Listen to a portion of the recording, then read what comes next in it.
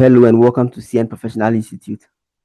In the previous video, we looked at the initial measurement of PPE, where we said PPEs are initially measured at cost. Then we looked at what to include in the cost of PPE and what not to include. We moved ahead and looked at the subsequent measurement, where we said PPEs are subsequently measured at either the cost model or the cost method or the revaluation method. So subsequently, we can use the cost method or the revaluation method. Then we also moved on and look at some transfers, which are very important, right? Transfers from revaluation surplus account to retained earnings, and we look at the two main transfers, right? So if you've not checked the previous videos, then I recommend you go and watch those videos. Now in this session, we are going to solve questions. It's going to be question solving, and as I promised from the beginning, we have like 15 questions that we'll be going through, right? We are going to solve all these questions, so stick and stay. And if you've not subscribed, please subscribe. Now let's start. All right, so let's start with question 10. Right, let's start with question 10. Question 10 says CIN Limited has a reporting date of 31st December. On 1st July 2022, the entity began installing a new plant at its production facility. It has incurred the following costs. So we have cost of the plant, we have initial delivery and handling, we have cost of site preparation, consultants used to advise on the acquisition, interest charges paid to supplier for deferred credit. Then we have estimated dismantling costs to be incurred after 7 years and operating losses before commercial production. Then it says the plant was completed on 1st June 2023 and was put into use immediately. The economic useful life of the plant is estimated as 15 years with a residual value of 10,000 cedis required. Prepare extract of the statement of financial position and statement of profit or loss for 2020. So this question is on the determination of the cost, right? So what are we going to include and what are we not going to include?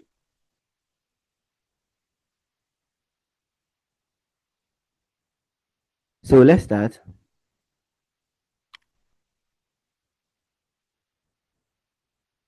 Question 10. So first we have the cost of the plant, and the cost of the plant is what is a direct cost. I mean it's capitalized, right? We've gone through all this already. So cost of plant,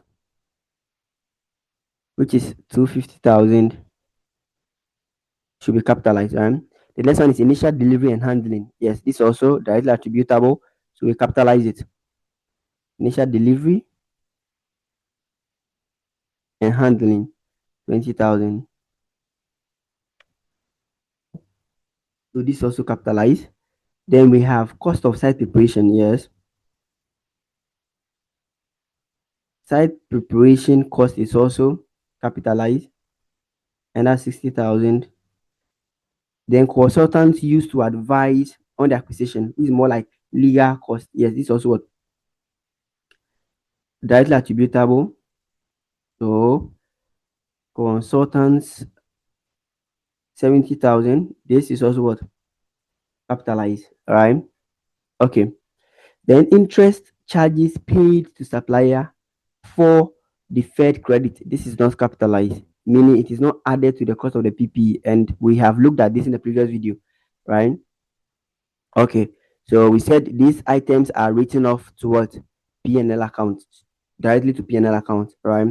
They are not directly attributable, all right, to the acquisition of the PPE. Let's not forget that we said that interest that suppliers will charge you for deferred settlement, all right, is not included in the cost. It is written off to P&L account.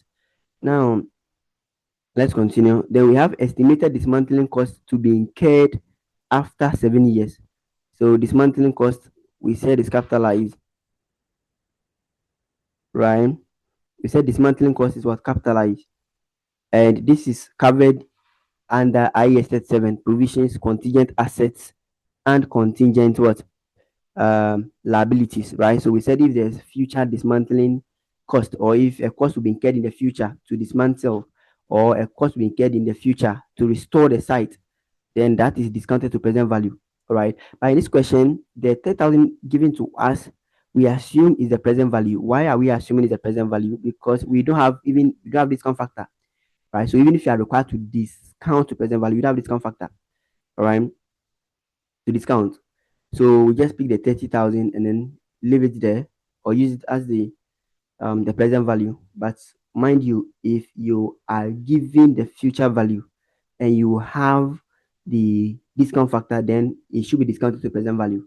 And the present value is what we add, right? Okay. Then we have here operating losses before commercial production, and this is also not capitalized.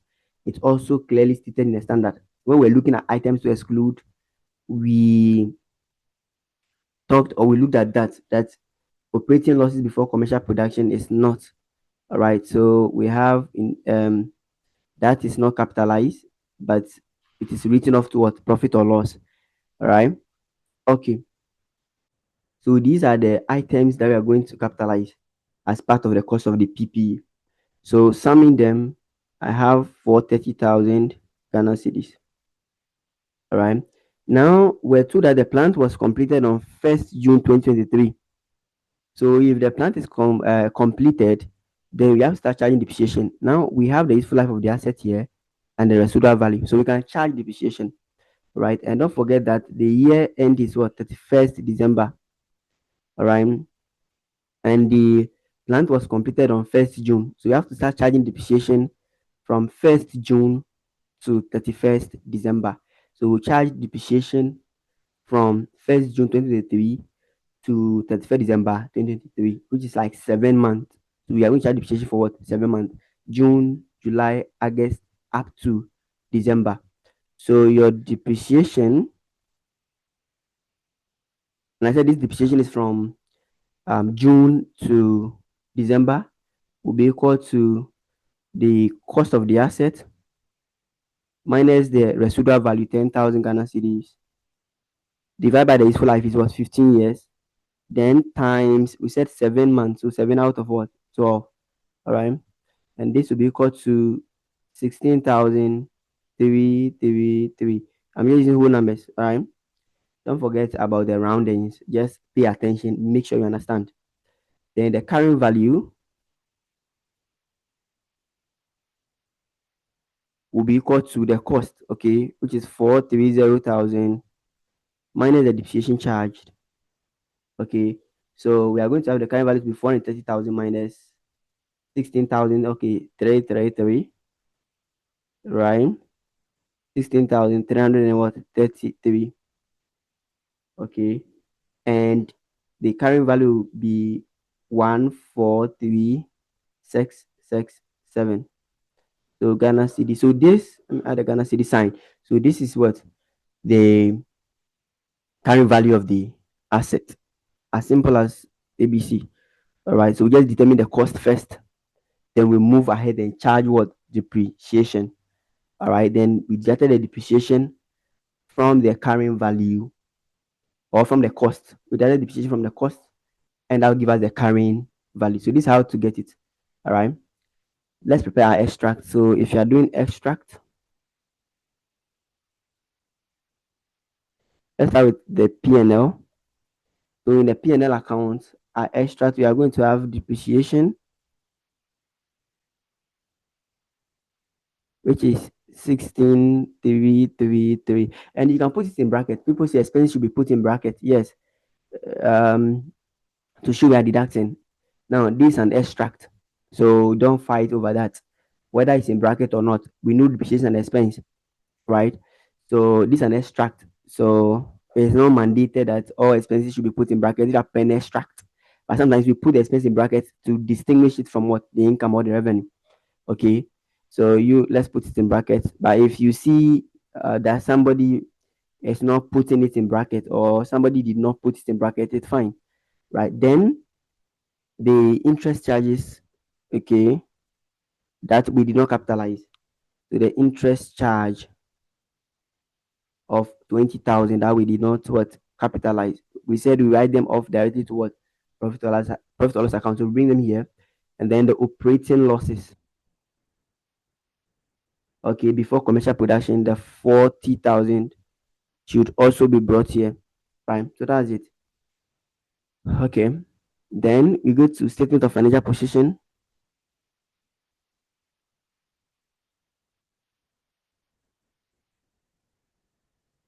So statement of financial position and the statement of financial position, we're only going to record non-current asset.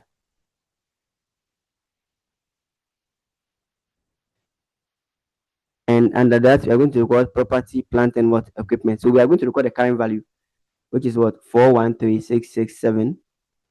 So 413667. Okay, 413667, and we are done with question 10. Let's go to question 7.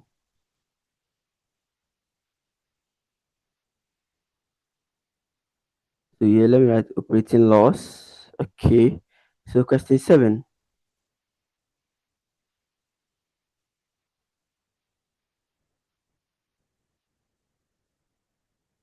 So question 7 says, Father Limited incurred the following costs in constructing an office building: purchase price of land, legal fees, stamp duty and other levies to government, site preparation and clearance, cost of building material used, labor from 1st January 2022 to 30th June 2023, architect fees, general overheads allocated, and additional information. Material costs were greater than anticipated. On investigation, it was realized that materials costing 5,000 had been spoiled and was therefore wasted, and a further 7,500 was incurred as a result of faulty design work. As a result of the above problems, work on the building ceased for 2 weeks during July 2022, and it is estimated that approximately 4,500 of the labor cost relate to this period. C. The building was completed on 1st April 2023 and occupied on 1st July 2023. Required. Calculate the cost of building that would be included in intangible non-current asset of Father Limited. So we have to calculate the cost of building that will be included in the tangible non-current asset of Father Limited. And this also on determination of cost, the initial cost. So items that we are going to include and those that we are not going to include. All right. So let's start. So purchase price of land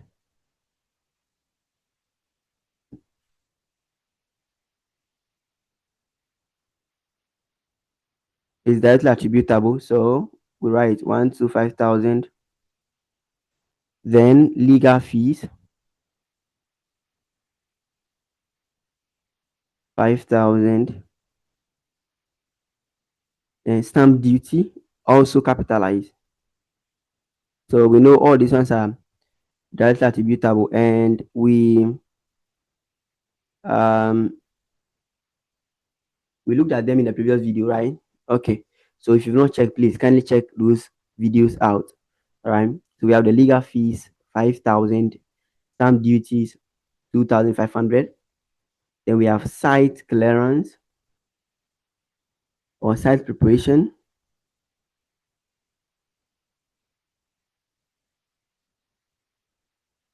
And the site preparation is 9,000. Then we have cost of building materials. Okay. So building materials.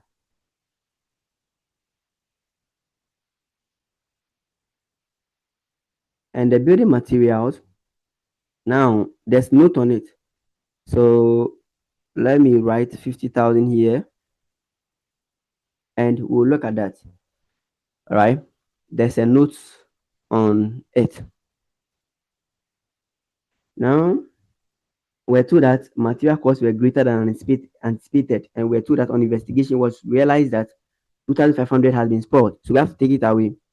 So it was realized that 5,000, okay, had been what spoiled. So 5,000 here had been spoiled. So we have to take it away.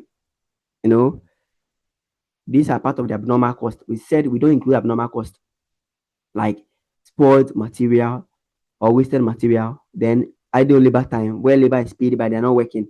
we have to take the wage or the salary for labor. We have to take it away. All right. So we want the cost. Okay, that was directly attributable to what? The building. All right. So this wasted material is part of the abnormal cost and should be taken away. So the 5,000 should be taken away. Then we're told that a further 7,500 was what incurred as a result of 40 design work. That should also be taken away. Now, why are we also taking that away? That's also part of what the abnormal cost. So should everything go as planned? Okay, that 7,500 wouldn't have been incurred. So had it not been because of what the 40 design work, the 7,500 will not be incurred. So the 7,500 is part of what the abnormal cost. Okay, so we are looking at the cost if everything should go smoothly, if everything should go as planned, right? So if everything should go out plan as planned, if everything should go as planned, what would have been the cost? And as I said, the 7,500 is part of the abnormal cost because we said that that cost, okay, that cost was incurred as a result of what the 40 design work. So that's part of the abnormal cost. We want and that cost wouldn't have been incurred had there not been what any 40 design work. If everything should go well, if the design should go well, we wouldn't have incurred that cost. So we are not going to what include that cost. You have to what exclude it. So you have to deduct from the what the material.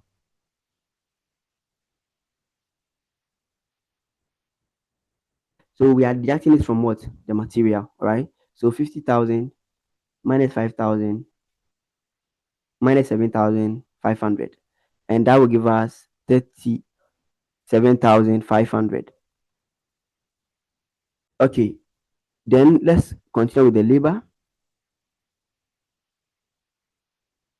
So for the labor too, we have a note on the labor, right? We were told that check this one out. Note C saying the building was completed on 1st April 2020 what?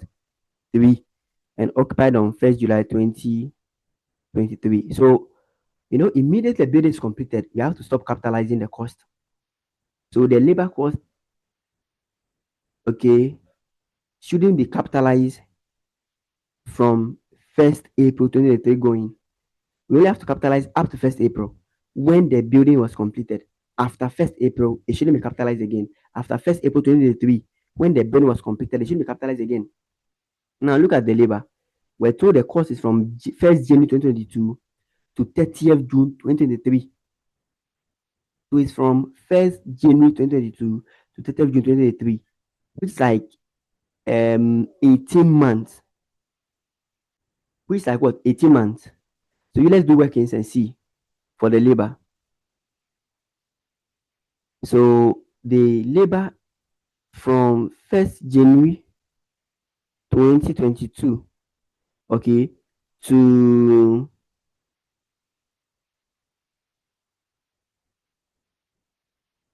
30th June 2023 is what? 18 months. Yeah. So it's 18 months. So 1st January 2022 to 30th June 2023. 18 months. Now do the calculation see. So the 75,000 in the question for labor is for 18 months. Now we said that from April 2023 going, from April 2023 going, we don't have to capitalize again.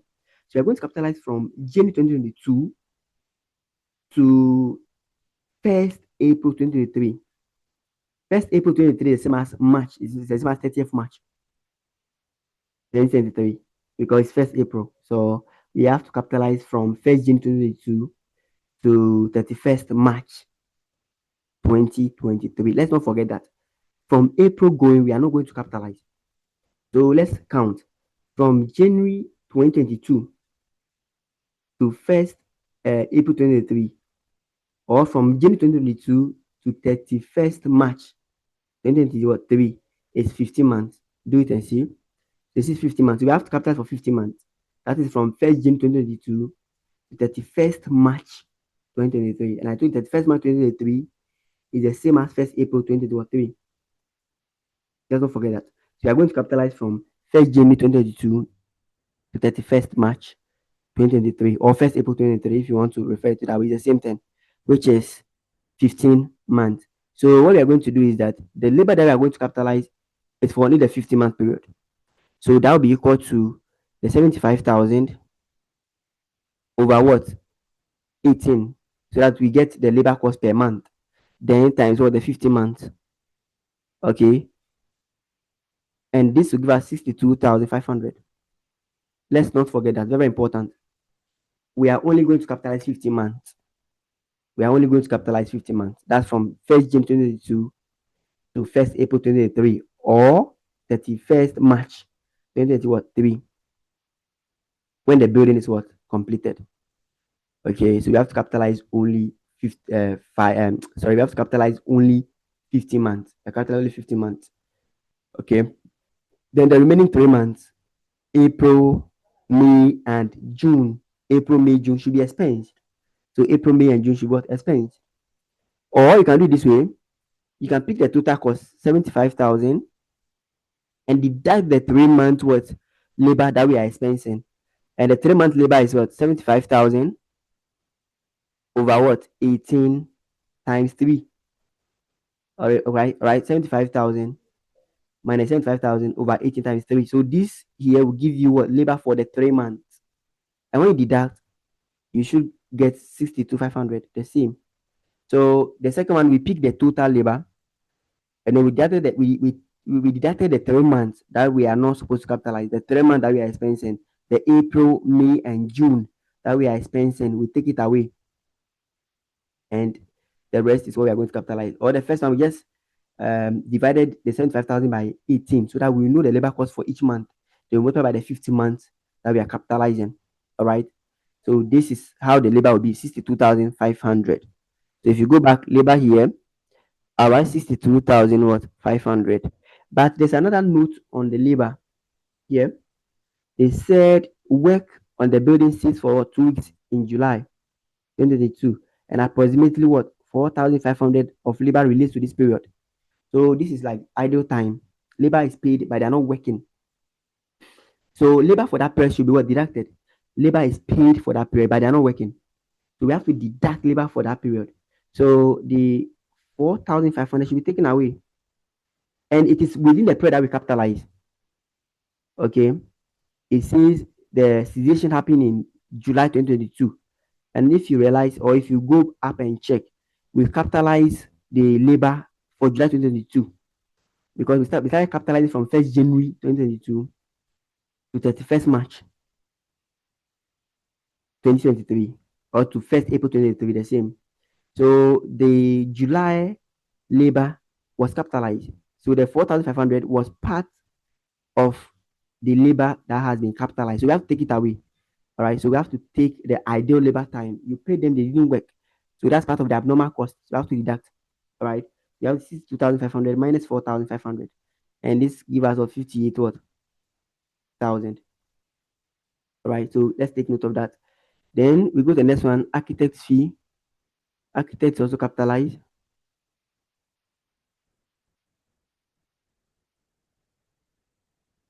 Which is 10,000.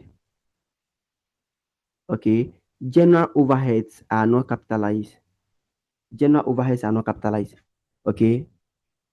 Let's not forget that. Production overheads that relates to the production of the PPE are capitalized.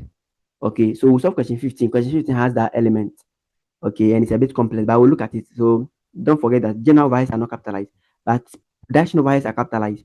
That is if the PP is manufactured, then the production overheads should be what? Capitalized. But general overheads are not. So we are not going to capitalize the general overheads. So that's it. Now let's sum them up. Okay, so summing everything, I'm getting 247,000. So 247,000 is the cost of what? The building that we are going to include in tangible non-current assets of Father Limited. Okay, let's go and look at question 2. Let's get question 2.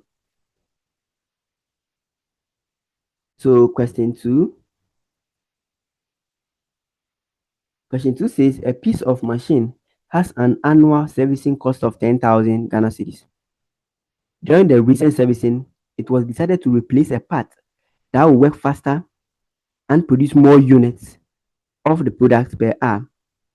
The cost of the replacement part is 20,000 cedis required. Would this expenditure be treated as a revenue expenditure or capital expenditure, and why? Now, when we talk of revenue expenditure, we mean an expenditure whose benefit is consumed in a year. Okay, so the benefit from that expenditure doesn't last longer. The benefit from that expenditure doesn't last longer. For example, you pay wages, salaries, you do repairs, you do maintenance, you pay your rent. These expenses are like their expenses, but like the benefit is consumed in a year. Okay, or let me say within a year. So that's what we call revenue expenditure. With capital expenditure, it's an expenditure whose benefit is not fully consumed in a year. For example, if you purchase your PPE, you purchase motor vehicle, you purchase land, building, we expect these assets to be used to produce goods and services. We expect these assets to last longer, right? So they are capital expenditure. The benefit will last longer. We expect the benefit to last more than a year. So they are capital what? Expenditure. So that is the difference between revenue expenditure and capital expenditure. So in this question is testing the understanding on subsequent what? Expenditure of PPE. When the PPE is ready and you have started depreciating it, but you incur subsequent expenditure, how do you treat it? We said subsequent expenditure is only capitalized when two conditions are met. And one is when what? It improves or expands what? The capacity of an asset. Don't forget that. When that expenditure improves or enhances or it expands the capacity of what? Of the asset. And two, when that expenditure, okay, replaces economic benefit already consumed. Let's not forget that. So we give an example to be like the aeroplane where you replane sorry, we give an example as the aeroplane where you replace the engine. Okay, you are replacing the benefit that's already been consumed. Okay, all right. So in this question here, what we can say is that the annual servicing cost is revenue expenditure. Okay, so the servicing cost, the annual servicing cost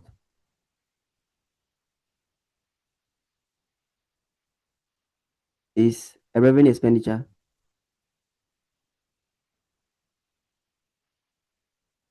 Now, why is it revenue expenditure? One, even one, it is annual. So it means that every year you are going to what? Incur that expenditure.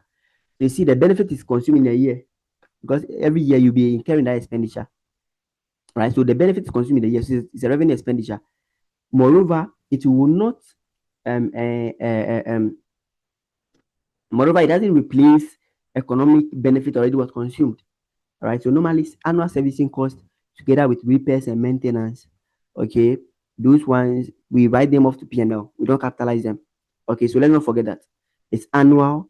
The benefit is consumed in a year, and therefore it's a revenue expenditure.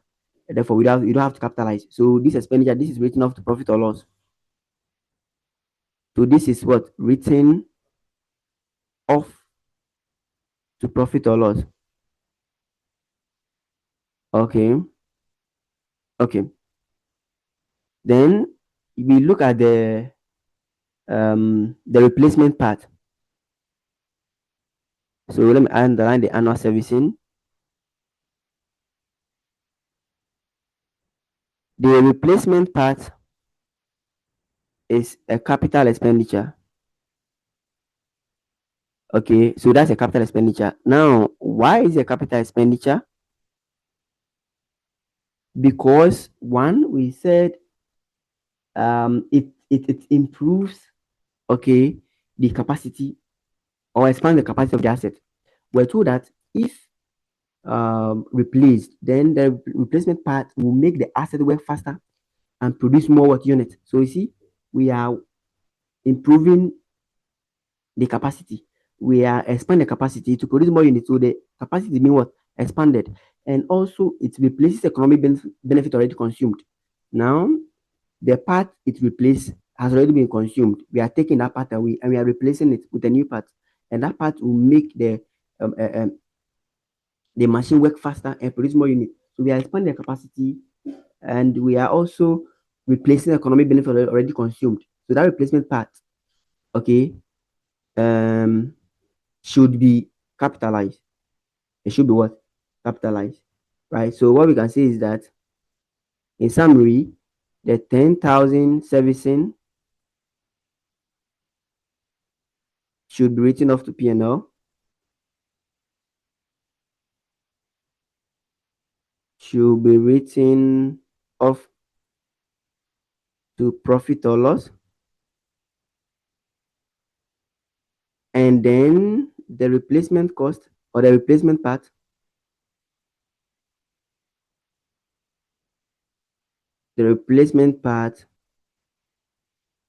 should be capitalized as part of the cost of the asset, as part of the cost of the asset. Okay, so the replacement part should be capitalized as part of the cost of the asset. And how much is it? It is 20,000. All right, let's look at question 3. So let's look at question 3. It says, on 1st June 2020, Dam City purchased a freehold land and building for 800,000 cedis. The land element is 240,000 Ghana cedis, and the building element is 560,000 Ghana cedis. The building was expected to have economic useful life of 40 years, and the depreciation of land is ignored. On 1st October 2023, the land was revalued at 300,000 Ghana cedis and the building at 580,000 Ghana cedis. Required, show the relevant entries in the income statement and the statement of financial position at the year end, 31st December 2023, together with relevant extract from the PP schedule. And I'll take you through the PP schedule using question 13, using questions 13 and 14. All right. Those questions are very complex. So we look at how to prepare the PP schedule using those questions. But here, let's focus on preparing the extract. All right. So, we have land and we have building. Okay. We have the initial cost and the revalued amount. So here, the easiest way is that to split it. Okay. So we start with land. So let's split them. Get the revaluation gain for land first. Okay. So let's work land and get the loss or gain, valuation loss or gain on land. Then we go to building. We also go there and determine the valuation loss or gain. Okay. Because land is not depreciated, it's very easy if we split it or we separate them. So let's start with land. So with land, we were told that the cost is what? 240,000. Don't forget that. The total cost is what? 800. Okay. But land alone is what? 240. On 1st October 2023, that's when the revaluation happened. The asset was revalued on 1st October 2023. It was purchased on 1st January 2020 and it was revalued on 1st October 2023. But you realize that no, because we don't depreciate land, okay, even as at 1st October 2023, the current value will still be what? The 240, because land is not depreciated. So it's only land is not depreciated. So it's only revaluation losses and gains and maybe impairment. These are the only stuff, okay, that will do what? That will reduce the value of the land. Let's not forget that. Let's not forget that. Okay. So here, the revalued amount. Okay, so this is on 1st October, the land was revalued to 300. So the revalued amount of the land is 300,000. So we said to get the revaluation loss or gain, we compare the current value with the revalued amount. So you see, with the land, we said because it's not depreciated, the cost is the same as the current value. Okay, let's not forget that. So we are comparing the current value or the cost to the revalued amount, and you realize that the revalued amount is more than what? The cost. So there's a revaluation gain of 60,000. So this is what? Revaluation gain. And this valuation gain is recorded in what? In OCI. All right. It's a valuation gain. So here, if you want the entry, we are going to debit the asset. Okay, well, we debit PP with 60,000 and we credit valuation surplus account with 60,000. Right? So the land that's all. Okay. So on 1st October 2023, the value of the land is what? 300,000. And for the year ended 31st December 2023, it will still be the same 300,000 because we said we don't depreciate land. So if you don't revalue the land, then, or if you don't revalue it again, then at the year end, okay, at 31st December 2023, the carrying value of the land will be what? 300,000. So that's what we're going to record in the state of financial position as the value for land, 300,000. Okay, because we are not going to depreciate it. So the value on 1st October 2023 will be the same value on 31st December 2023. Then let's go to the building. Now, with the building, we have the cost, okay, to be 560. The total cost is 800,000, but the building cost or the building component is 560,000. Now, we have to charge depreciation from when the building was purchased. That's 1st January 2020 to 1st October 2023. Okay, when the revaluation happened. So after the very date that you are doing the revaluation, you have to get the current value after that date. And it's that current value that you compare with the revalued amount. Let's not forget. So let's examine the current value. So we have to charge depreciation from 1st January 2020 to 1st October 2023, so that we can get the current value and compare with the revalued amount. So depreciation, or let me say this will be accumulated depreciation. Okay, let's not forget that. So accumulated depreciation will be equal to the 560,000 over how many years? 40 years. Okay, so the 560,000 over the life of the asset of the building is 40 years. Then times, so from 1st January 2020 to 1st October 2023, so the whole of January 2020, the whole of 2020, the whole of 2021, the whole of 2022, and for 2023, 1st October. So it's 9 months. Let's not forget that we are not going to include October. It will be September because 1st October. So from January to September, it's 9 months. So it is 3 years, 9 months. So we have used the asset for 3 years, what? 9 months. So the accumulated depreciation will be 560,000 over 40 times what? 3 years, 9 months. And this gives us 52,500. So this is the accumulated depreciation. It's not depreciation for just a year. It's the accumulated depreciation for the 3 years, 9 months. So the current value as at what? 1st October 2023 will be equal to the cost 560,000 minus 52,500. Okay. Minus 52,500. And that gives us what? 507,500. 507,500. So this is the current value. Then we compare the current value with the revalued amount. The revalued amount is here. The revalued amount of the building is what? 580,000. Okay. So the current value is 507,500. That's the current value, 507,500. And the revalued amount is 580,000. So you see, there's a revaluation gain.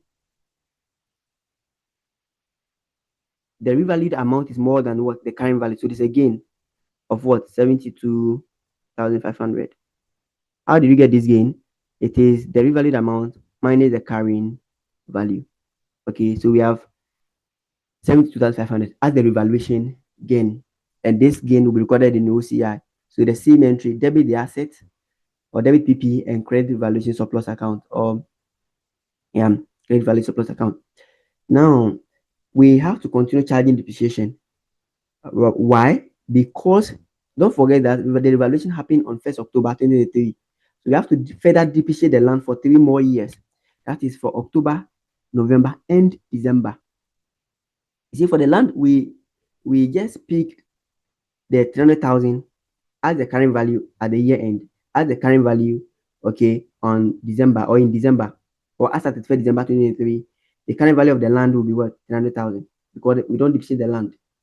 But for building, we got the current value on 1st October 2023.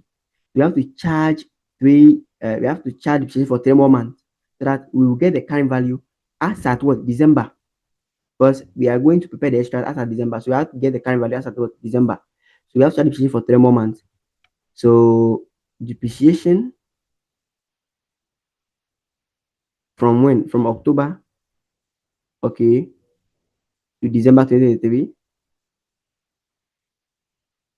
will be equal to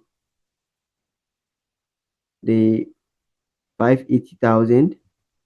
That is the revalued amount. So if you are going to charge depreciation, you are not going to use the current value again. You are going to use the revalued amount now, which is the 580,000 divided by the remaining useful life. And the remaining useful life will be 40 years minus what? The 3 years, 9 months. Okay, that will be the remaining, which will be something like 36. Yeah, 36 years, 3 months. Right, 36, 3 months.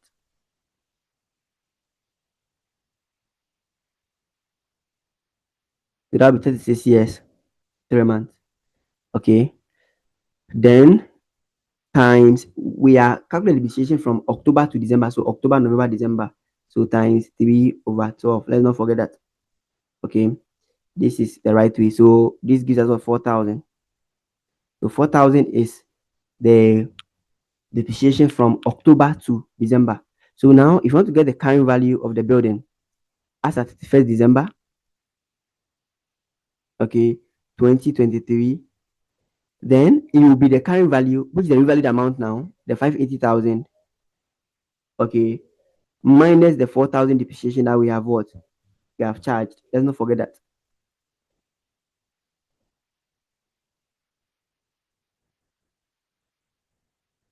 And that will give us 576,000.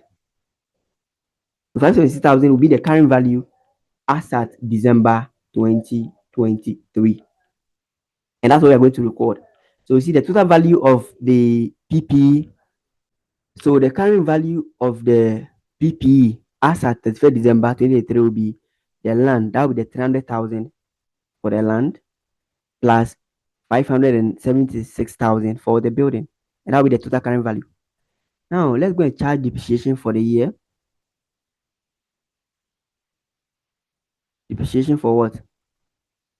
2023. So the depreciation that we record in the P&L account. Don't forget that for the building, the first figure we charged, the first where is it? This 52,500 that we charged here is accumulated depreciation. So it's for like 3 years, 9 months. But we want depreciation that we are going to record in the P&L account, which should be depreciation for just what? A year, only 1 year. So it will be in part from January to September. Okay, that's before the revaluation. You realize that depreciation will be 560,000. That's the original cost. Okay, divided by the useful life of what? 40 years. Then times 9/12, because it is for what? For 9 months. So that's January to September. And that will give us 10,500. So 10,500 is the what? The depreciation from January to September. Then from October to December, where we did the evaluation, for that one we've started the depreciation already, which is the 4,000 here.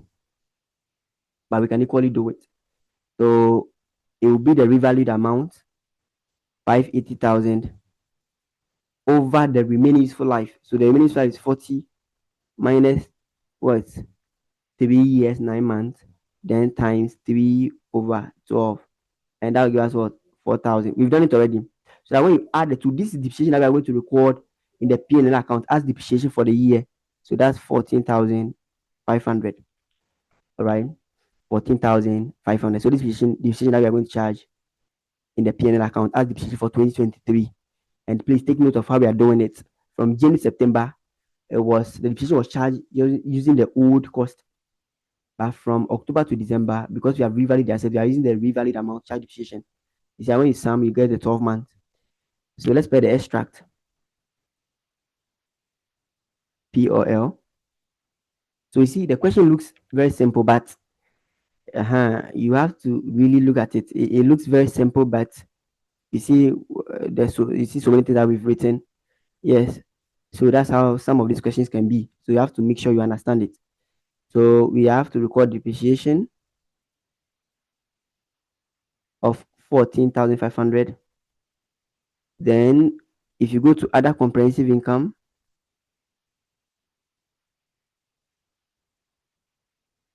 we have our valuation gain.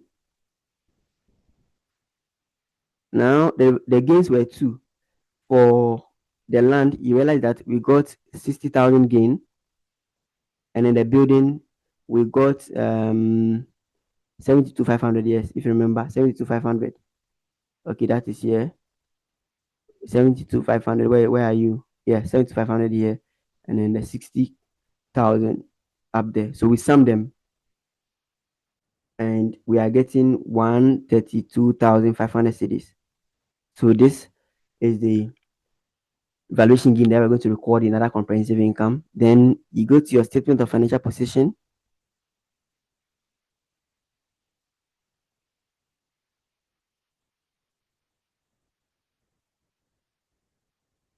We have non-current asset.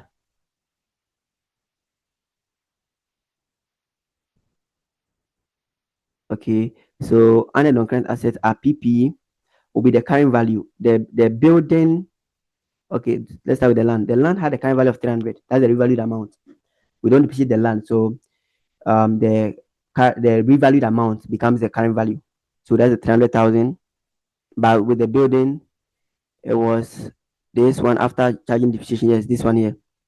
Okay, it was the 580,000, which is the revalued amount minus the depreciation for the 3 months. So it's 576. And then when you sum it, you get 876,000. So when you sum it, you get 876,000. Then let's go to the equity side. So the equity, we have revaluation surplus account, and that will house the revaluation gain, 132,500. Now there's a difference between the revaluation surplus account and OCI. I will explain these things better as we move on. But there is a difference between the other comprehensive income and the revaluation surplus account. The revaluation surplus account houses balances. It goes to financial positions, it houses balances, while the OCI takes care of gains and losses for the year. We'll look at all these things in the subsequent videos, all right? Because there are complex questions that will be solving. So let's end here. Now we are not done. We have question 4. They are there. They are there. Plenty questions. Let's see. Yes, let's tackle these questions. Let's solve it in the next video. Okay, we can solve everything here. So let's break here. Then I'll see you in the next video where we solve these questions and then we wrap up on IES 16 property, plant, and equipment. Once again, this is CN Professional Institute. So if you want to write any professional exams, okay, you want to be a chartered accountant, you can contact CN Professional Institute and then you register with us. We prepare you adequately and then you go and excel. You do well, right? So let's end here. We also have scholarship. Don't forget that we have scholarship packages for the students. So you can equally apply, okay, and then you join and then get to study with CN Professional Institute on scholarship, right? So let's end here. I'll see you in the next video.